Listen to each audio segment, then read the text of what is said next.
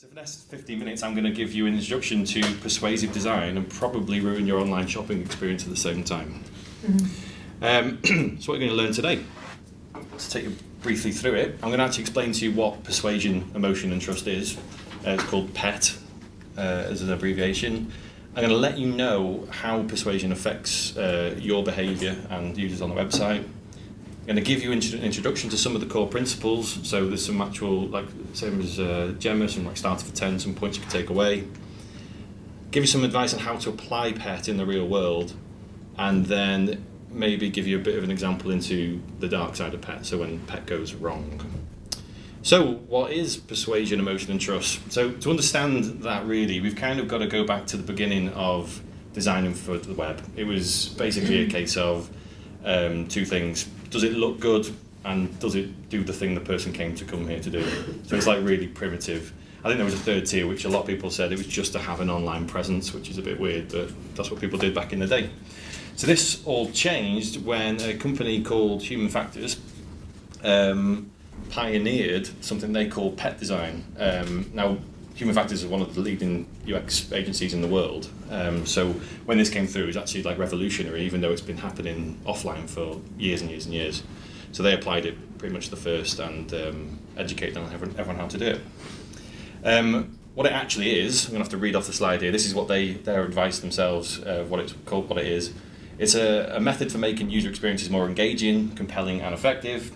It complements classic usability, so the kind of stuff Dan was referring to, and user experience best practices.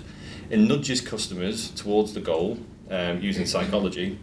As I said, it's been used by offline retailers for years. It's the kind of thing you see in the shops all the time, and there's over 50 techniques you can use. I'm probably going to give you about 6 or 7 or something today, but there are lots you can look into afterwards. To break it down into persuasion, emotion and trust, persuasion relates to the mechanic, the actual trigger to the action. So it's fairly straightforward. The interesting thing is the motive side is all about eliciting a desired emotional response during that process. So you think back to Dan's example with the button, go, you know, what's the actual driver to click the button? And then trust is used to establish credibility, basically just provide reassurance and remove any risk or doubt. So if your job is working on a website as a main product or talking to a customer through a website or an email or an app, there's a lot of initial thought about the basic usability, which is the can do, and then the psychology end is the will do. And the actual, the trick really, or the essence of the role is to make these two things work concurrently with each other. So can do really means, can you actually complete the task efficiently? So if there's a shop door, it's obvious there's a shop door, I can go into that shop door. It's fairly straightforward. My website is a button, I can click that button. It's all simple stuff.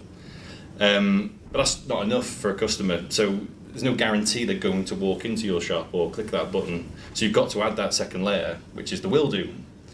So the will do factor is what motivation have you got to complete that task. So good example, I don't know if any people in the room went to the next sale the weekend, but they drive massive volumes of customers because they build up that hype, that motive, I want to be in the next queue to go to that sale. And the same with the button. So they can find it, but can they press it? So the button says sign up, as Dan said. What motivation? Sign up and save money now. You know, is there something you can do to make a compelling message on the button that makes them want to click it? And there is a third factor, which I'm not really going to go into great detail, but is the still do, which means, well, they're going to come back again. So they may have clicked that button, you may have persuaded them to click the button the first time, but are they going to click it again? Or are they going to come back to your shop again, be loyal to you? And loyalty is a huge thing with brand, so it's important that they do come back again.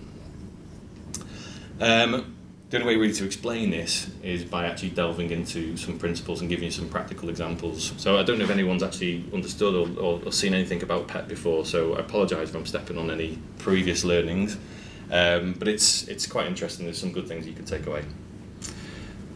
So the first technique is called social proof, and this is defined as people tend to follow the patterns of similar people in new or unfamiliar situations. It's also been referred to as herd behaviour, which describes that individuals can act collectively and without centralised direction, they'll all do the same thing. So as an example of a video online, this is obviously a very, very old video, where the person in question in the middle was a real person, the rest of the people were actors, and they all entered the lift and faced the wrong way. So the person, realising that they were all doing something different to him, thought, well, they're doing something I must be doing something wrong, so I'm going to do what they're doing, and then I'm doing the right thing.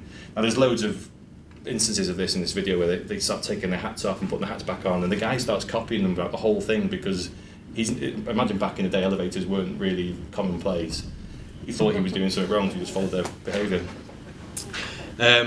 So there's no denying the power of social proof. Studies show that 70% of online consumers look at a product review prior to making a purchase, so they actually listen to other people. Essentially, if all these people want it, it must be good. So you can expand on that. If all these people do it, or like it, or they bought it, then I'm going to follow them as well. I'm going to do the same thing.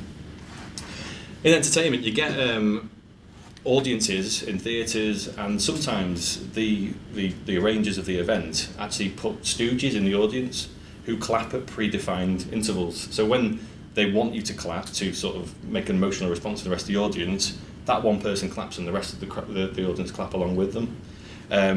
It's really a sign that there's a good quality, so the other people think, well, this must be good because they're clapping, they start to clap, I'm going to clap too. So it's quite often, there's no one in the room today that's going to do that, by the way. Are they? No. I'm pretty sure it's her, by the way. She looks really made up with herself, so probably is. McDonald's, over 99 billion served. So well, 99 billion. The people have come through to McDonald's. It must be brilliant. I've never tried McDonald's. Obviously, everyone tries McDonald's. I've never tried McDonald's. I'm probably going to go and have a look.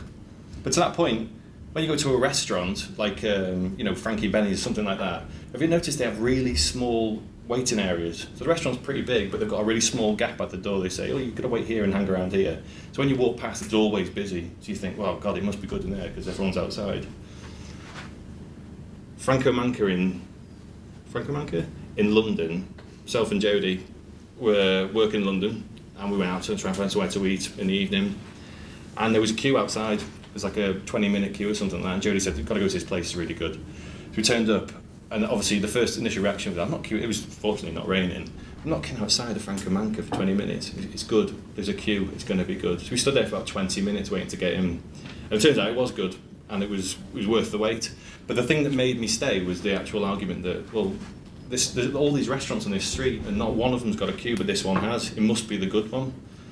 When I got to the room, I was telling my wife about it, and I googled it, and I just googled Franco Manca because I was trying to remember the name of it, and the reviews came back. There's always a queue. Just look at the queues this evening. Go early, beat the queues. So it's become like a thing for their restaurant. And there's some reviews on TripAdvisor. I mean, TripAdvisor with credibility as well. This person's got 188 reviews over 155 restaurants, and she's saying, join the queue for Pizza Heaven. But it's all about that queue. So people have actually bought into the fact that it must be brilliant because a lot of other people are going there. So this is an example on Travel Supermarket. They do it really well. So they've got, I think this is hotels, and the right-hand side's holidays. So on holidays, they've got TripAdvisor reviews. So what's more credible than the person, I'm not the person trying to make the sale here. I work for TripAdvisor. I've got no vested interest in Travel Supermarket. I'm recommending this hotel. Travel Supermarket hotels aspect, they've got stunning pool, wonderful views, just comments from actual customers. Now it's actually quite telling that from research, customers are 12 times more likely to trust the review from an independent or a customer than the actual review of the hotel from the person who's trying to sell it. So you could probably take away our description and say, oh, it does this, that and the other, because this is the thing they're going to listen to. That's what we did. 3% conversion improvement. There we go. Didn't even know that. Here's an example from MoneySuperMarket on current accounts. So they have a customer review section here. So 90% of customers who reviewed this product said it was great. 90%, that's really high. And not only that, there were customers of Money Saving Expert who said that, who's got another layer of credibility again, because these guys know money, right? So they get money products. 90% said that's a good product. So there's a second layer of authority around that one. Next up is Scarcity, not pronounced Scarcity, as I keep getting it wrong. People want more of the things they can have less of. You've all got chairs today. If anyone was standing, you would be desperate for the chair that you can't get, right? It becomes all of a sudden more appealing. Who remembers Black Friday? So I'm not even sure these TVs are any good. No offence if anyone's got a Polaroid TV, but I wouldn't be having a fight in Asda over a Polaroid TV.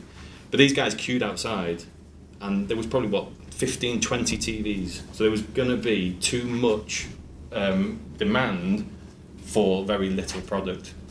I mean, this girl in the middle, she's not going home without a TV today. There's absolutely no way, and she's going to cause trouble to do it. So she's lost complete irrational control because she needs that TV. So that's, in essence, what scarcity is. It's I want something I can't have, or there's very limited demand. There's very limited access to something. They've become more appealable. And they have the fuel strikes. I think it was like 2001 or something like that. There was just traffic's going down the road for a mile just because everyone wants to get the petrol because it's the last petrol that ever's going to get from mankind. And they believed that, and if they didn't have petrol today, they would never get petrol again. So in 2003, this is a case study, British Airways announced that they were going to cancel their twice daily flight from London to New York because it wasn't economical anymore. So they couldn't justify doing that flight so often. The next day after that announcement, the sales for the Concorde flight went absolutely through the roof, but nothing changed. It was never quicker, it wasn't cheaper, it wasn't better in any way, but because now all of a sudden there's only a few left, or there's a few times you can go, it became a scarce resource and everyone wanted it all of a sudden. Did anyone do Prime Day last week? A couple of days sale. It's essentially Amazon's Black Friday. So they do two. They do one on Black Friday. They do their own one earlier in the year. But it's exclusive to Prime members, so it's that whole, they build up to it. It's like, so it's going to be a really good sale on. But what they do, interesting on the products, is they put like a time duration. This one ends in 3 hours, 49 minutes. You've not got long to get this product. It's going to be gone. If you don't get this price now, it will go back up to £150. And then they've got a different way of doing it. They've got 95% claimed. So there's only 5% left. I mean, it may have 4 hours to go, but that'll probably be gone in the next 10 minutes. So should I just buy it now? It's that encouragement to make someone click early on.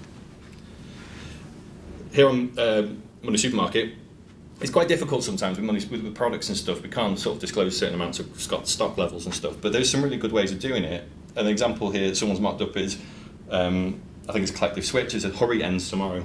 So tomorrow it ends. So you apply today because tomorrow this is not going to be here. And there's other ways of doing that. You can say like supplies are running out, get them while they last, sale ends soon, limited offer, only 3 left, things like that. There's loads of ways of saying the same thing.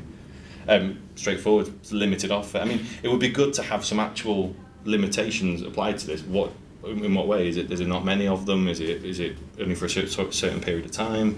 But the point is still there. It's limited, so it's raising the question. Next technique is reciprocity. So it's defined as the obligation to give when you receive, which is also known as gifting.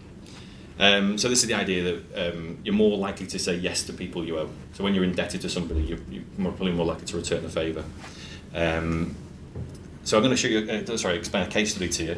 So in the States, they did a piece of research where they looked at whether or not the level of the tip you got as a waiter or waitress would increase by the gift that you gave to the customer. So they had a baseline, they just gave the receipt to the customer with no gift, no mint or fortune cookie or anything like that. And then they measured against that. What they noticed, when they gave one mint with the receipt to the customer, the tip went up 3% based on what they were used to getting. When they gave 2 mints, it went up to 14%. So it wasn't a case of you gave me a gift, it was like you gave me 2 things, that's really good, so the tip went right up again. What's really interesting is, when they gave a mint with the bill, they turned away, walked away, and turned back and went, actually, here's another one, and put another one back next to the bill. Tips went up by another 23%. So it wasn't just the actual gift, it was the way they gave the gift. So it's got a sort of a piercing see, it's got to you've given me something I can't get, or you're giving me something that is something that not everyone's going to be receiving. The trick is give before you take, which is quite difficult when you've got a question set and results. It's quite hard on MoneySuperMarket, but there are ways to do it. This is Audible. So has anyone got an Audible account? It's a free book service. You listen to the books online, or on the app essentially. The Audible is Audible. They've got the free 30-day trial. Great, trials are great. Everyone loves a trial. But what they give you is a book to get started. So one free book. So essentially they're saying, here's a book. No obligation. You don't have to take this trial on afterwards. Give it a go and see what you think. You can download that book and cancel the same day. It works as simple as that. But I wonder if how many people who get that free book actually go on, obviously because the service is quite good anyway, but also because they were given that gift in advance without any sort of tricks. I think giffgaff, the mobile phone network, as well, they've got no contract.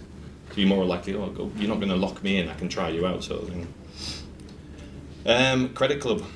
And I don't know if there is a monetary value to Experian. However, it's perceived value. So in the course of time, there used to be a charge a long time ago.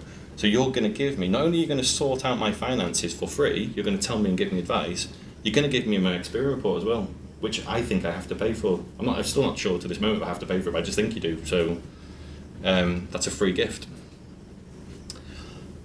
Next technique is framing. So this is the way in which issues and data are stated to alter the judgment and affect our decisions. So whilst I was researching this, I was looking for some sort of case studies and stuff online, and I popped into Wikipedia to say, give me some examples. And this popped up from Jimmy Wales, who often does this, where it says, "Dear readers of the UK, we run Wikipedia for free, and it's a great service. Although we don't make any money, we don't have adverts on the site. You could help us out. For the price of a cup of coffee, we can run this site for years." There's a cup of coffee. So I use it every day. I can give you a cup of coffee. It's only £2. It's nothing. That's what framing is. It's taking £2. Well, it's £2. £2's a lot of money, and taking it and going, actually, it is only a cup of coffee. It's nothing. So the perceived values changed. But it's having that sort of close by thing to measure it against. So some research was done in a college to see if they could actually encourage students to register earlier. So they framed it in two different ways. So with half of the group, they said, if you register early, you get a discount, some sort of discount. And the other half of the group, they said, if you register late, you get penalised, you get a penalty fee. So the way that the students responded to that, 67% of the ones who were told there was a discount for early registration registered early to get that discount. However, 93% of people who were told that you're going to get a penalty against you if you don't register early registered. So the desired effect was actually the fear overrode in this instance the benefit. So I don't want to have a penalty. I'm going to pay. I'm going to do it straight away. Charity websites are brilliant for this. So they do donation methods. So obviously they're looking for frequency or a one-off payment, something like that. But what they've said here is you can donate £5, £20 or £42, really random number. But £5 a month could pay for a goat for two families. £20 a month could help provide 12 toilets. So it increases and the benefit gets bigger, and it's like, well, I can probably afford this because actually the benefit to the person receiving that money is huge. So it's not much money to me. What they've interestingly done there as well in the Donate Now button, they've got applied quite a lot of contrast, so you can really see that button with a free text entry. So maybe you might think, well, £5 the least I could give, and £12 too much. Maybe I'll just pop something in the middle. I'll just meet them in the middle, put £10 in or 15. I don't know the insight is. I'd love to know whether or not more people use that free text entry because they've been given the baseline of £5. So here's an example from MSE and something we do on MoneySuperMarket as well. So I was going to pay £83 a month for my energy. Now I've come to compare the deals, and there's a new tariff, and it says I can reduce my bills by £12 a month to £71, which is great. So I'm going to, obviously £12 a month's a lot of money anyway. But what we actually do is we take that figure, multiply it by 12 to make it a bigger saving. So you can say, well, £148 a year. I can probably have Spotify for that, or maybe I can pay a TV license or something, or home insurance. Maybe I don't know if you're having a cheapo policy, but it's that framing that amount and saying, would it be compelling to say, you can save a couple of quid a month? Is it better to say, well, over the year actually that's another bill, it's a different bill paid for? Next up is anchoring and adjustment. So when making decisions, we rely too heavily on one piece of information. So you convince yourself that's the thing you're sort of comparing against. So if it's a camera, it's like, oh, this is 20 megapixels, that one's only 5, whatever it is. You choose one thing and you use that as your decision maker. So this is a case study from business students in the States again. Unfortunately, all the examples from the States because that's all I could find. The students were told in 2 separate groups that their professor was going to do a poetry reading in after class. And they said to half of the group, would you like to come? If we gave you $2, would you come and watch your professor? The second half of the group, they said, would you come and watch your professor do a reading if you paid $2? So then they answered the question, and then they asked them. They came to them again and said, "Actually, it's free. Are you going to come? It's free." So what they wanted to measure was, would that initial framing of it's going to cost me money or I'm going to make money, would that change their opinion? So 8% of the students who originally said they were going to be paid $2 said, "Yeah, okay, I'll come anyway." Now these guys had already said they were going to come, but now they're not getting paid. Well, okay, it's free. Maybe I'll come. 35% of the people who actually said, this is going to cost you, but now it's free, they took up the offer and they ended up going. Now, you could say there's an unknown quantity because the price itself could have been, it could have changed their opinion or something like that. But they conducted the survey again, they changed it, and if anything, it only widened the results. They were more likely to go with different figures and different incentives. So you see it online all the time, so you generally see this is how much it's going to cost. It was this. You're saving this much money, and that's the thing they're comparing against the anchor. So they know what the saving actually is. So on MoneySuperMarket, I think at the turn of the year we did a price cut where we just said price cut, and they said this is the price you're going to pay. The price has been cut, but we didn't say it was this, it's this, or you're going to save this, it's a percentage, or it's this much monetary value. 23 quid or something like that. We just said it's been cut. Now, I don't know what the actual direct reason it wasn't successful. I'm sure it was a contributing factor. So they reran the test recently and just displayed it and said, you're going to save this much money. This is how much you've saved. I mean, it'd be interesting to say, they've even put 10% off on there, but it'd be interesting to say if it was P1 in position number 1, in their results table, would they even go to another price comparison site? Because it's pretty cheap, and they've guaranteed it's cheaper than anywhere else, and I know how much I'm saving. Maybe I don't need to go to another site. Maybe not. Maybe they will. So authority. We want to follow the lead and advice of a legitimate authority. So authority is about influence behaviour through credibility. You're more likely to take action if the message comes across as credible than from an authoritative person. So, does anyone know the Milgram experiment with the people had this hooked up to the electric shock tester? So basically, just a really high level, they had the experimenter who wore a white coat, a teacher, and a learner and the learner was actually an actor. So there's 2 actors and then 1 real person. And what they did, they said, we're going to see if people learn quicker by, I know Lou hates this one by the way, you have to cover your ears, makes her sick. Will they learn quicker if they get an electric shock, just like a little bzz, and then they try the question again, did they get it right second? Bzz, they're getting it wrong. So what they did, they drew names out of a hat and said, who's going to be the guy getting the shock? So both the names in the hat was the guy who's the actor, so he's going to play along and pretend to get shocked and stuff in the other room. So they gave the participants a little shock, said this is what it feels like, all right, okay, that is pretty painful. Hooked up the other guy, went into the next room. So I think it was like a word pairing exercise or something like that. But basically they had the teacher, the experimenter, would ask the question. If the guy in the other room got it wrong, the teacher would press the button and give him a shock. So the guy in the next room started to scream. He's like, that hurt really bad, kept getting the questions wrong. And he wasn't learning. And he started saying, I've got really bad heart problems. But he's just like sitting there, the guy's still getting shocked in the other room. And a lot of the people who were the teacher, who were the actual the actual real public person, was like quizzing it, going, should we be doing this? And he said, yeah, it's fine. Because he's wearing a white coat. He said, yeah, it's fine, carry on. Okay, carry on. He's pressing this guy until the guy stopped screaming altogether. And he was just, as far as he's concerned, he was just zapping a dead corpse. Because the guy in the white coat said, carry on doing it, I'm responsible, it's okay. Most of the people who participated actually continued. So it just goes to show, obviously it was a test environment as well, so it obviously felt very secure, but also wearing a white coat and stuff, they just thought, well, he knows better than me, I don't know, I'm just going to press this button anyway until something happens. So you get this in all walks of life. bit out of date now because Ed Sheeran's killed his Twitter account. But when musicians recommend other musicians, now if you like that person, so say you like Ed Sheeran, and he said, you've got to go and check out Foy Vance, no idea. You've got to go and check them out, really good. Well, all right, I like you, and I trust you, so I think I'm going to like them as well, so I will go and give them a listen. So it's that recommendation from someone else. As Jamie Oliver said, try this new restaurant, it's going to be great. You're probably going to be more inclined to go and try it. Do you think you trust this guy? I don't know if he's an authority on steaks, but I probably wouldn't buy one anyway. I found out actually when researching this, he has extremely well done steak with tomato ketchup on, and that's all he eats. Yeah, so he's a bit weird anyway. MSE. So again, sorry, I keep referring back to the same. I look at these sites all the time, you see. So Martin, you can't pay for that kind of trust. He's such a trustworthy, reliable figure.